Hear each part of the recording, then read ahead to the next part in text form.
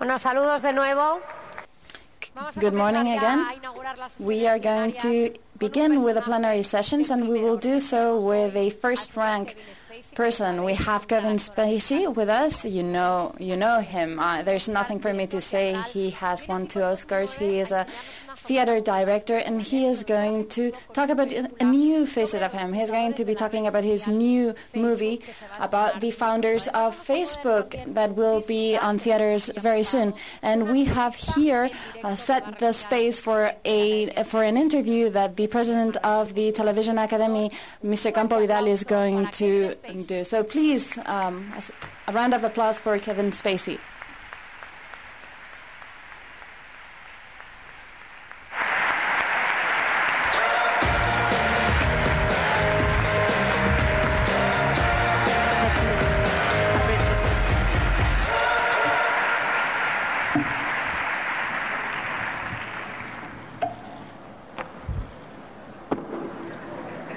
Buenos dias, Madrid.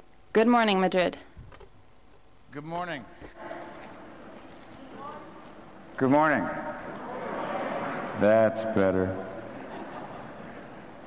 I want to begin this morning by talking a little bit about the work that I'm doing in London and have been doing these past number of years, and then to carry on about film and some of the other aspects of my experience.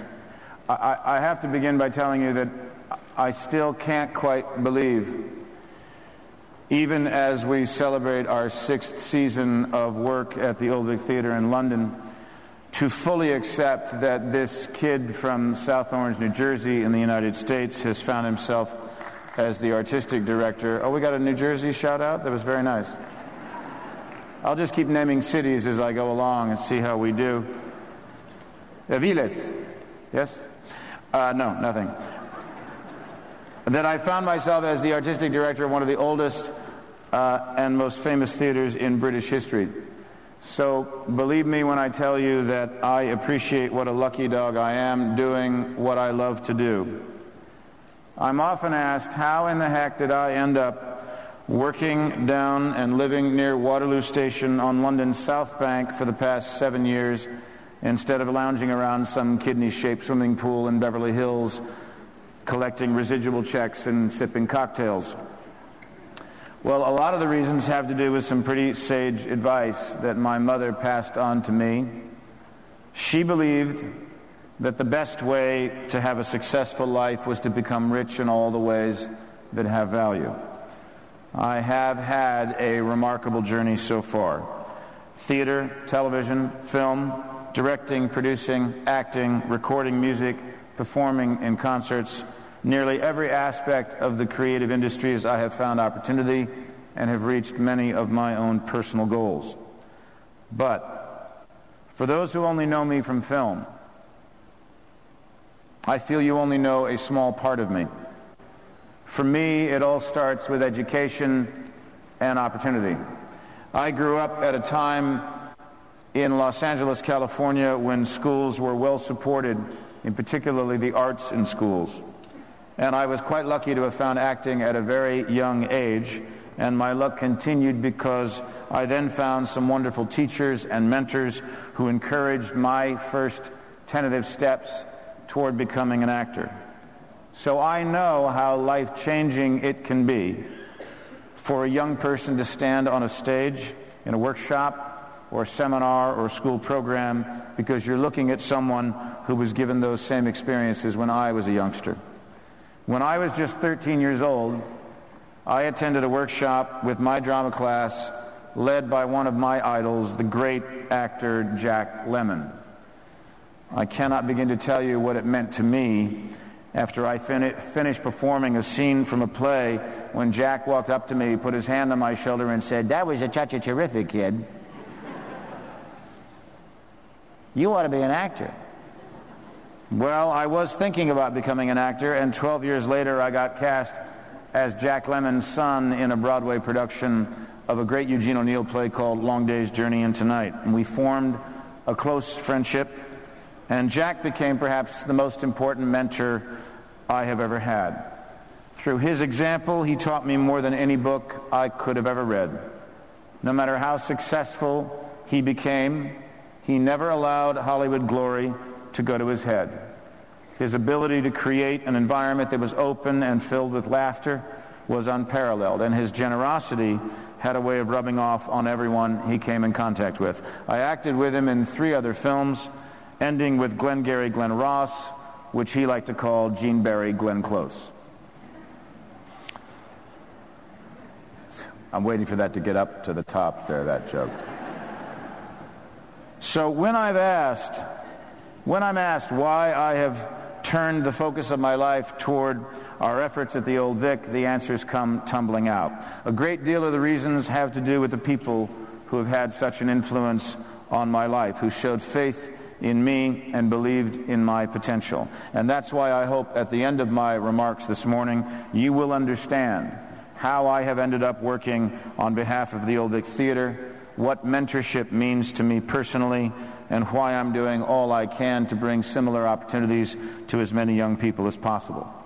Part of it, obviously, is the debt I feel I have to repay to those like Jack Lemmon who encouraged me, but also I know the difference that it can make when a young person is given a chance to experience the kinds of programs I did, and how much this can add to their growth and their prospects, and even in perhaps how they view themselves.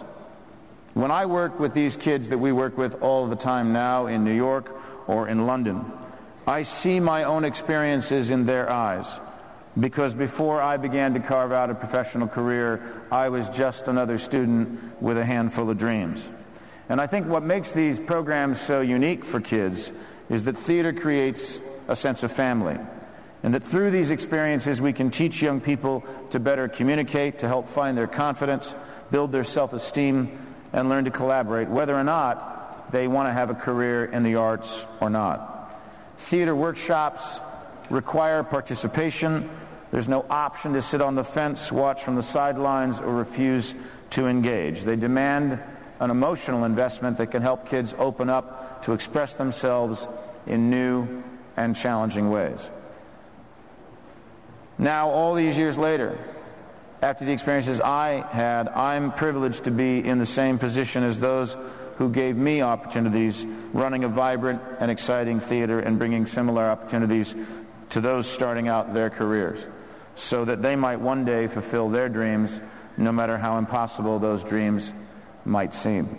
So I believe without reservation that young people should be candidates for our encouragement, and that the arts and the creative industries must be supported. Amid the never-ending talk of credit crunch, downturn, recession, it is inevitable that the doomsters and gloomsters will say that there will be less money for arts and culture and the creative industries. So the question then becomes, does it matter? Surely these are luxury items that we can do without when times are tough. Well, as strongly as I can say it, I would argue no. I believe that arts and culture, far from being a luxury item, are a necessity in our lives, as individuals and as nations.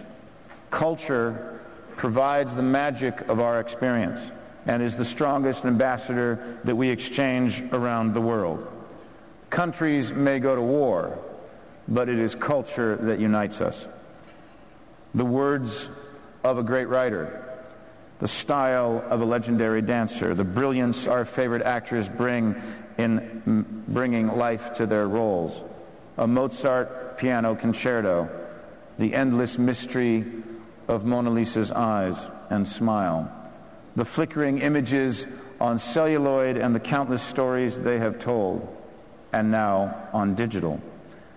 Certainly in countries such as the United States or Britain, O'Neill, Scorsese, Tracy Hepburn, and Shakespeare country, this should be understood more than anywhere else in the world. And right here in Spain, your own rich cultural heritage proves that the arts inspire, uplift, challenge, stimulate our conversations, enter our debates, and remain in our hearts.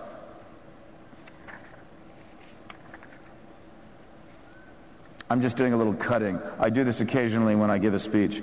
I just say, no, cut that crap. No, that crap. Cut that crap. Cut that crap.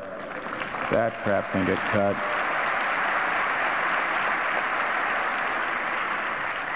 In the area of film and the advances in the digital world, much is changing and moving rapidly. The convergence of the internet and cinema is unavoidable. More and more films are no longer being shot on film, but are digital from start to finish. The distribution is becoming digital, as is the projection and almost all platforms. Smartphones with video are giving people the ability to not only have music in their pocket, but now entire movie collections on their phone. What seemed absurd only a couple of years ago is now a reality and advancing every day. You could download and watch a movie on your iPhone, review it, tweet about it, and discuss it on Facebook on your train ride to and from work. Now, this is an exciting and a scary time for the film industry. Many are fighting it, but those who can feel the future, those who see the value in these new forms of how to make and distribute the work of artists, filmmakers, and musicians are embracing it. Certainly, Plan Avanza has been working toward going forward with keeping and helping to change the mindset of the Spanish citizens to shift toward this new digital technology. IBM just announced that they're actually going to Aviles, which is why I shouted that out a little while ago, to create a center there, as well as the Oscar Niemeyer Cultural Center, which we are a part of. The record industry fought this advancement of technology and digital distribution, and look what happened to them. They were forced begrudgingly and at great loss to adapt. The playing field has changed, and with advancements such as better compression technology combined with the accessibility to more bandwidth, the film industry is now, too, being forced to adapt and required more and more to give the audience what they want, how they want it, and when they want it. That people will pay for if fairly priced. Otherwise, they'll figure out how to do it on their own and for free and to the loss of the studios. Napster, Pirate Bay, and BitTorrent are just a few examples of the ingenuity that prove that and making the old studio model irrelevant. iTunes is an example of how it's working for both the studios and their customers, and only a small sample of the exciting things to come. Some that are inconceivable or may sound absurd today, just as absurd as watching a movie on your phone sounded just a few short years ago. Now, some purists feel that film should be shot only on film and projected only on screen. That's it. But the truth is, audiences are changing, as are their tolerances and their expectations. Kids are now growing up getting more of their viewing entertainment from a computer screen than a TV or a movie screen.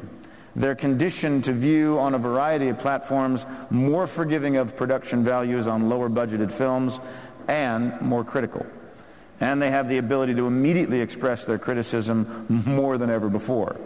Now, we'll take a little poll here. Some of you in the audience may have already posted on Facebook and Twitter that you're sitting here watching Kevin Spacey give a speech. Anybody done it? Yeah, all right.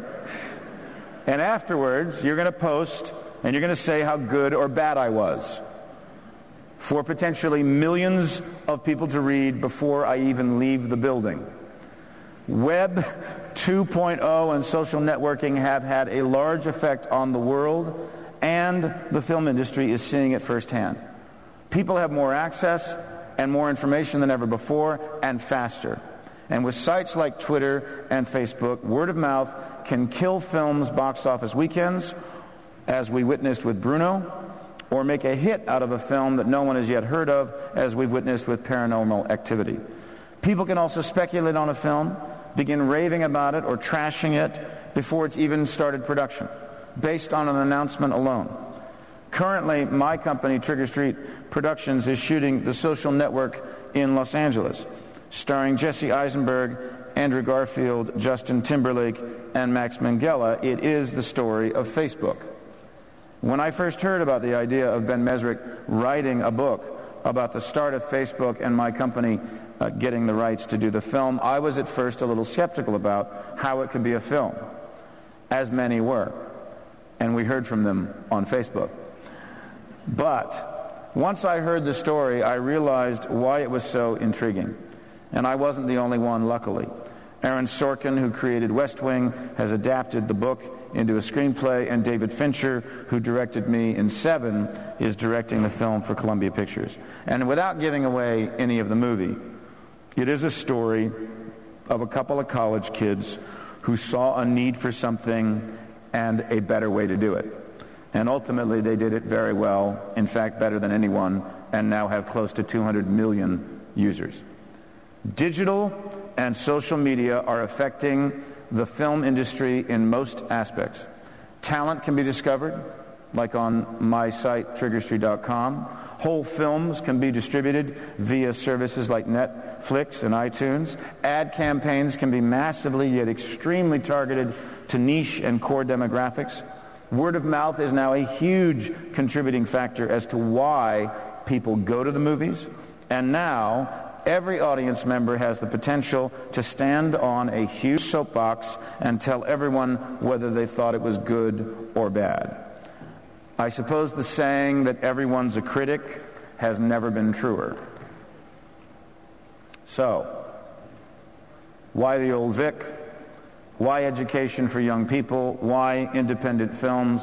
Why triggerstreet.com? Why all these areas that I find my life engaged and committed to? Well, I believe that if you've been successful in the business you wanted to be successful in, and you have reached a lot of the dreams that you wanted to do with your life, then it is your obligation to spend a good portion of your time sending the elevator back down. That was a phrase that Jack Lemmon used to say to me all of the time, and something that I have now adopted as my own. Sending the elevator back down. All of us can send the elevator back down, because it doesn't matter what floor you're on in life, there's always someone just below waiting for the chance to be invited up. Our job is to make sure the floors we live on are not so high that we no longer hear the voices of young people crying out for opportunity and experience and change that will help shape a better future for them. In closing, let me tell you that I feel very fortunate indeed.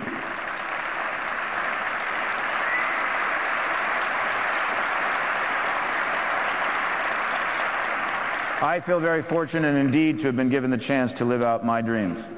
I feel honored working on behalf of the Old Vic, for unlike any theater I have ever worked in, it is truly a magical place, filled with energy, memories, a soul, and I believe its greatest asset, its future. I believe in the arts. I believe in culture. I believe in cinema. I believe in the future. I believe in kids. And certainly at the Old Vic, we're going to do our part. In all the countries where we travel, whether the Bridge Project, the Sam Mendes directed double bill, which started this year at the Brooklyn Academy of Music as well as at the Old Vic, and stops along the way to Singapore, Auckland, Germany, Greece, and right here in Madrid of our productions of The Cherry Orchard and The Winter's Tale, or our production of The Norman Conquest, which won the Tony Award on Broadway last spring for Best Revival. Because wherever we go, we're going to do our part, because our educational work goes with us. And while I realize that having a positive attitude won't solve all our problems, it might just annoy enough cynical people to make the effort worthwhile. I thank you for this opportunity and wish you all a very good afternoon. Thank you very much.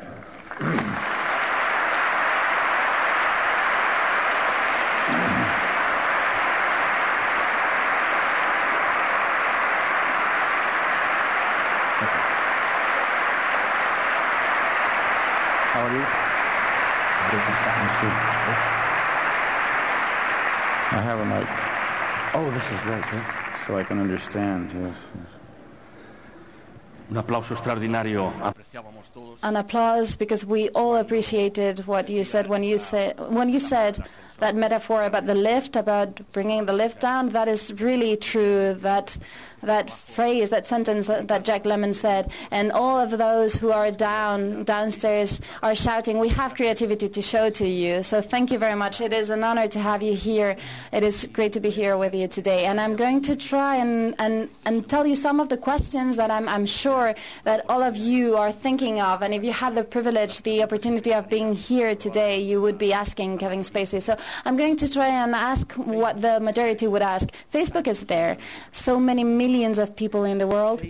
6 million. Only in Spain, 6 million of people are in Facebook. But there are other producers, nevertheless, other producers in Hollywood, other actors, other directors might have said, that is my movie. But you said it. You said, that's my movie. Why? Why did you do it? Because the phenomenon was important to you, because you had studied it, or because you're really a net surfer? No, well, I am an internet surfer, and I am on Facebook. Recently, I got on Facebook and have actually started doing it because apparently there were 7 Kevin Spacey Facebook pages, which I had nothing to do with, which is a little creepy. The idea that people would be answering people as if they were me, and thousands of people believed that it was me. So there was this whole, relationship going on with anyway, we finally got the page and knocked all those other pages off. So I'm actually now participating in Facebook. I'm happy to say, which I think is right for the producer of the film, Facebook. And I'm also on Twitter, which I got on last, I believe it was April. And I've been very much enjoying the back and forth and being able to hear from people, whether it be in Madrid or Singapore or wherever one of our plays have gone, and someone might have gone and seen it, or someone has seen a film that I've done and wants to tell you, they'll tell you anything, either that you sucked or that they liked it or they didn't like your hair, or, people tell you anything on these network sites. The reason that the movie happened, quite frankly, is because my business partner, Dana Bernetti, and I, at Trigger Street, happened to be in what we like to call the Ben Mesrick business. Ben Mesrick wrote the book Bringing Down the House, which we made the film 21 on. And Ben was going to write the book on how Facebook happened. And he came to us first, and we decided it was absolutely a film we wanted to do. We didn't know what the story was, but it was once we began to gather the information that Ben was getting from his sources that we realized it was a really compelling, very entertaining idea, and a story that should be told. Why did you decide to be a producer? Because you might have chosen to be an actor, or you could even have chosen to be the director. Why producer, and for the first time in your career? No. Well, certainly, I've been producing for over 15 years through Trigger Street Productions, so it's not my first film as a producer. And the truth is, I feel the same way about sort of directing, acting, sort of in the theater world as well as in the film world, which is that it's not fair to take all the good parts or to steal all the good directing jobs. So I like to spread that out a little bit, and I figured David Fincher wasn't a bad idea.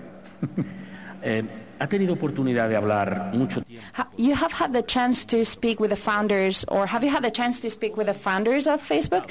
Did you ask them how this idea has affected or has had an impact in Facebook? How has this relationship between Facebook and the movies have affected the situation? Because there has been a relationship between Facebook and the radio and TV, but not with the movies. Well, I've only met Eduardo. I haven't met Zuckerberg.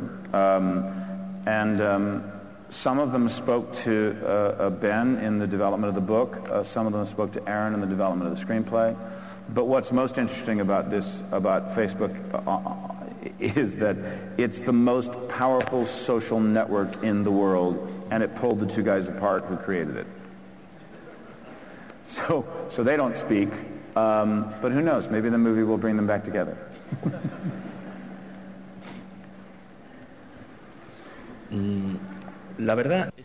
The truth is that the United States, the guest country in this Ficod, we have been listening to an interesting intervention by a representative of the Obama administration, Ana Gomez, an interesting intervention. And there are many people here related to the movies industry, and I would like to know how this crisis has affected the industry, the film industry in the States. Will they remodel themselves? Will there be some changes? Will some changes take place in the business model? Are you talking about the financial crisis that we're going through? Sí. Look, the truth is, if any of you ever go to a film festival, or you go, watch your films on your computer, or you watch your films on Netflix or whatever, every single independent movie has a story to tell about how difficult it was to raise their money. I mean, every movie going back to the beginning of time had a difficult time raising their money. It is never easy to convince those who are in the financial world, and certainly never easy to convince studios that this is a worthwhile film and that they will get a return on their investment. And every single case, it's like you're reinventing the wheel. Has it affected? Yes. There's less movies being made. There's less writers being hired. There's less studios that are being shot in. It has affected the film industry. What we have to do as a result is to try to bring budgets down, try to make more efficient films. I mean, if you look at, I mentioned Paranormal Activity, which is a movie that opened in the United States. It cost $15,000 to make this movie, and it's made already over $100 million at the box office. So the models keep changing. And every time we think something can't be done, someone goes and proves that it can, or someone breaks the mold.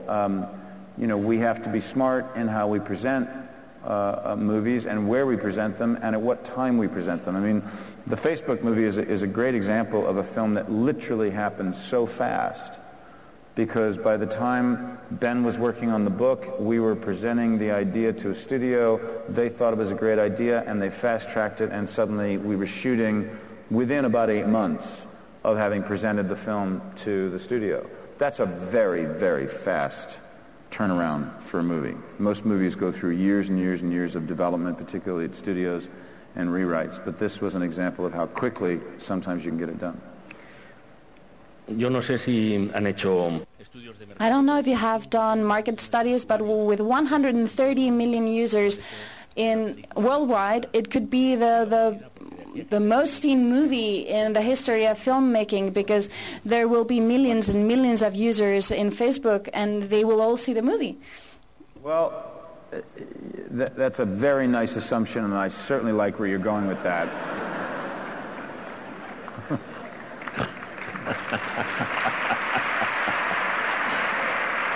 But the other truth is you also have to put it in perspective. I mean, let's say that a book gets made into a film, and the book has sold 20 million copies, or 5 million copies in the United States, or 6 million copies in London, in England.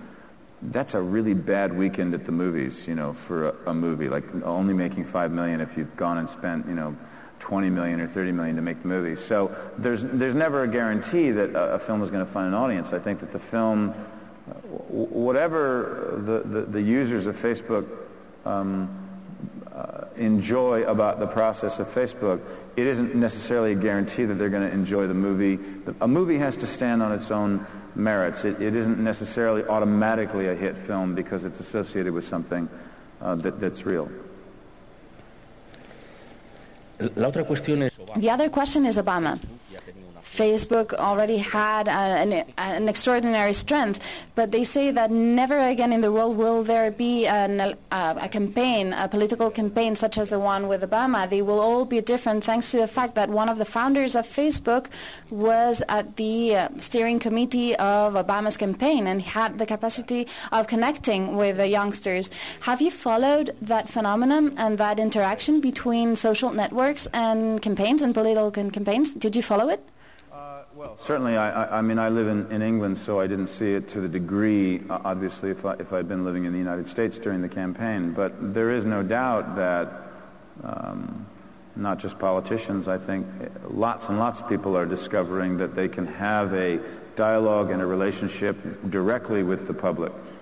I think also what's happened as a result of these kind of networking sites is that newspapers have lost their grip on controlling or steering public opinion.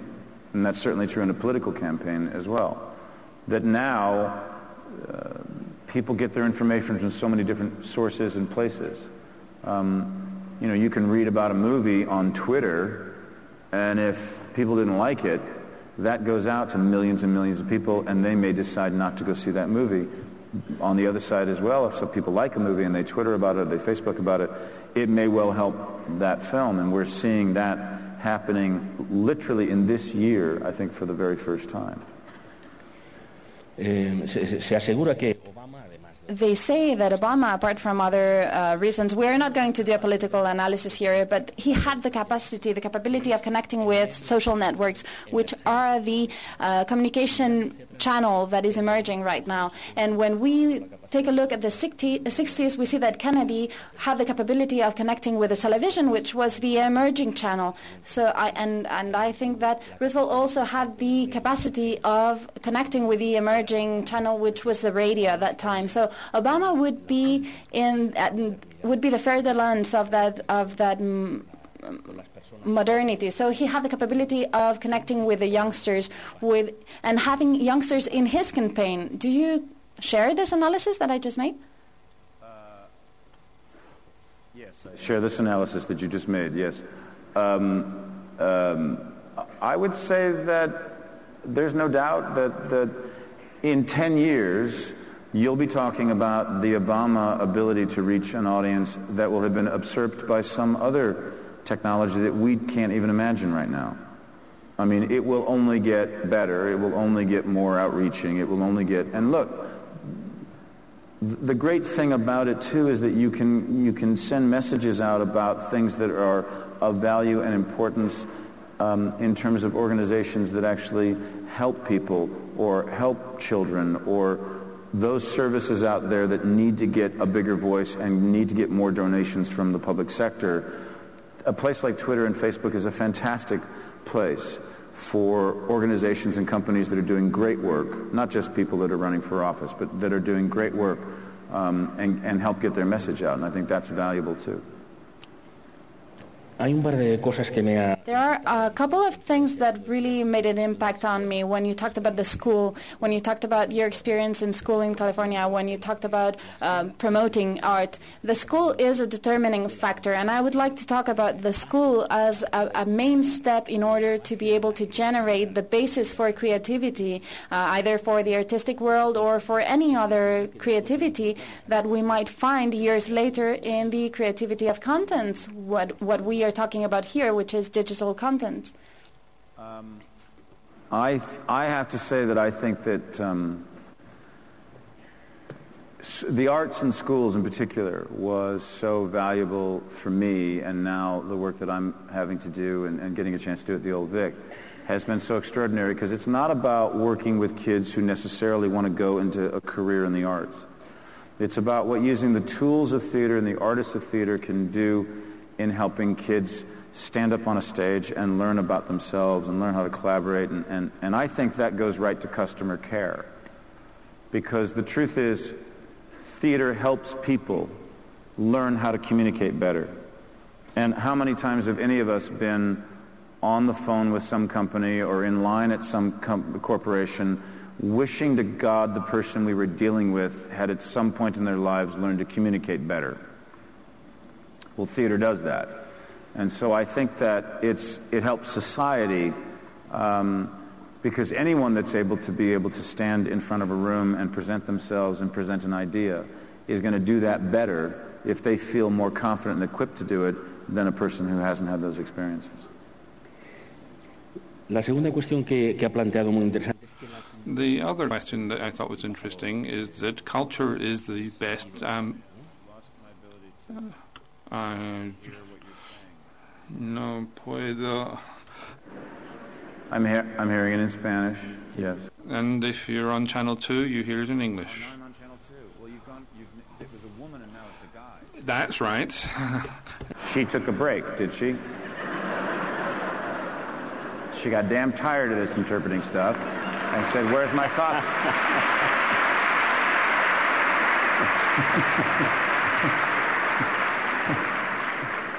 I see you in the booth. Where are you? She's left. Hello, hi. All right, go ahead. Talk really fast. Habla de... Iremos más lentos.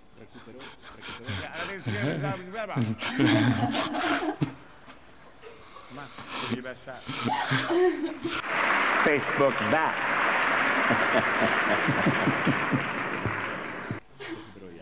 You're back online, right? I'm back online, yeah. Let's see. Could I get a small cappuccino? That'd be lovely. And what's the soup today?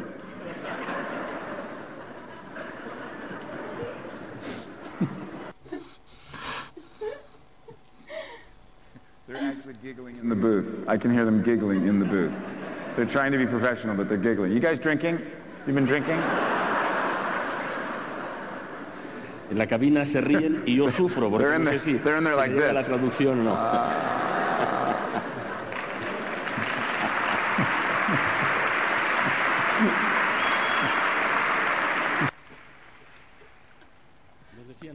You were saying in your speech that culture is the best ambassador for our time, but an ambassador for everything, for values, for peace, for the conservation of the planet. Could you speak a little more about these issues that you mentioned in your speech? I think it's extremely interesting.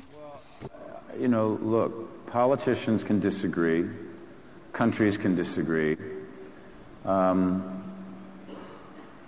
And quite frankly, it can take years and years and years and years for politicians to be able to say something that a piece of music or a film or a poem or a dance can say in an hour. And that's why I think that culture is an extraordinarily important ambassador of the human condition, because it is only when we go and watch a play or see a film that tells us something about the way we treat each other and how horrible it can be and what we need to do to change. That to me is an incredibly powerful message. And so I think that we should encourage the arts and the exchange of arts. I love going to all the countries that we've been going to with the Old Vic, because I feel like we're going and making an argument for theater in places where theater might not be on the top of the agenda as it is in New York or as it is in London. And I think cultural exchange is hugely important in our world. Antes, cuando ha intervenido. Before, when we heard from the Minister for Culture and the Minister for Industry in the inauguration of Ficod, they highlighted the great fortune that we have of speaking Spanish here in Spain, and after English and Mandarin Chinese, it's the most widely used language on the internet across the world. And this phenomenon of 55 million Spanish speakers in the United States, how does that impact you as the creators of films, as the promoters of films, with this enormous reality inside your own borders? Well, we are fortunate in America, and I think smart to have embraced as much as we have the Spanish films. Pedro is a gigantic hit in the United States, and we always look forward to his exploration of the human condition. No, there's no doubt that America has, the majority population in the United States has shifted in the last 20 and 30 years.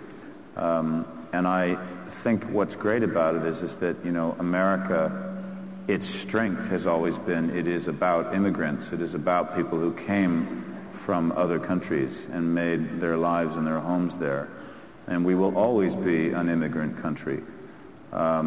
And I think it's hugely important that we keep those connections, keep those ties, understand not only our own history, but the history of Europe and where the world can go. So I think we're extremely fortunate to have as many Spanish-speaking people in the United States as we do. I learned Spanish, by the way, in junior high, but then I forgot.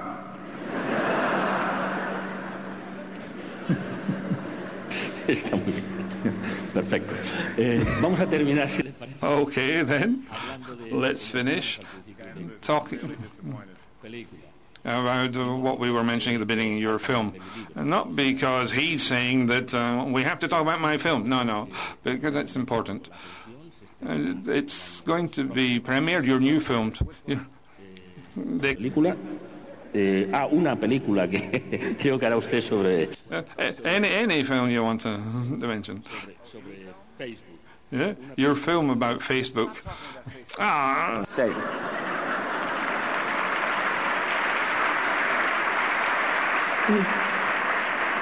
Muy bien. It's in the 4th week of shooting. They're not even done yet. Yes, you were saying? I'm sorry.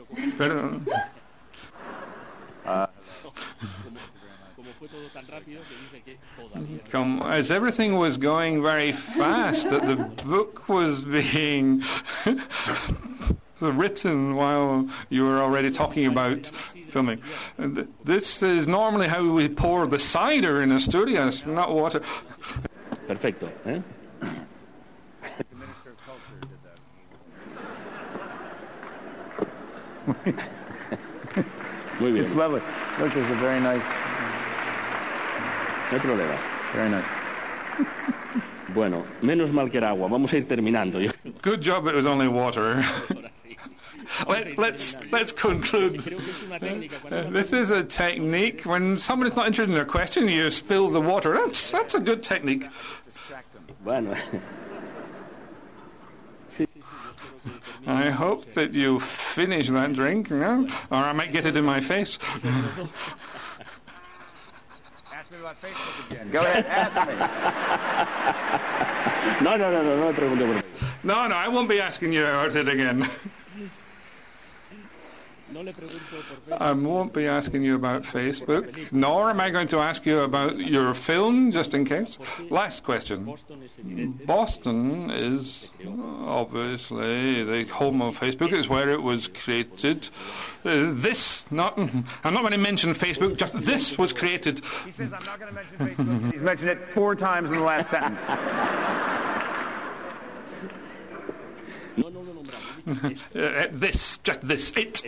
It was founded in Boston. Why choose Los Angeles? You've chosen Los Angeles. You could have chosen any city. There's a film being shot just now in Seville, and Woody Allen shot his films in London.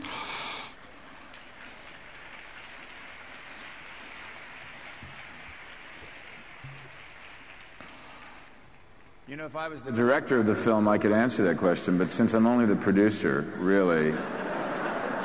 Fincher said, I want to be in L.A. because I want to be close to my house. So what can I tell you? Una gran razón. No, Está muy bien. look, it's... I didn't make that decision. Sony Pictures made the decision. There's 19 people in a room that make that decision. ¿Sí? I had nothing to do with it. Bueno, yo ahora sí digo que la entrevista... Okay. Well, I think this is the end of the interview. Now, everybody's going to say, I'm afraid of being splashed with water, but I have to conclude it now because our time is up. So thank you very much. It's been a pleasure.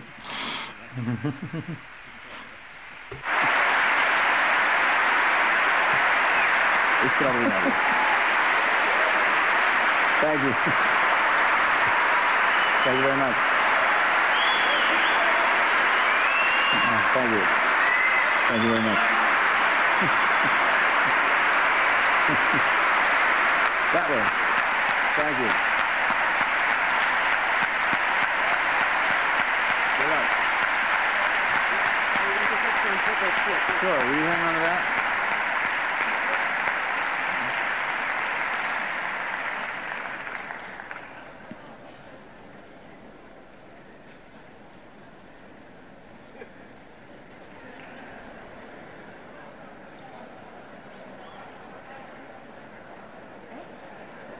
Quédate, quédate. Do stay, please. Yes, stay.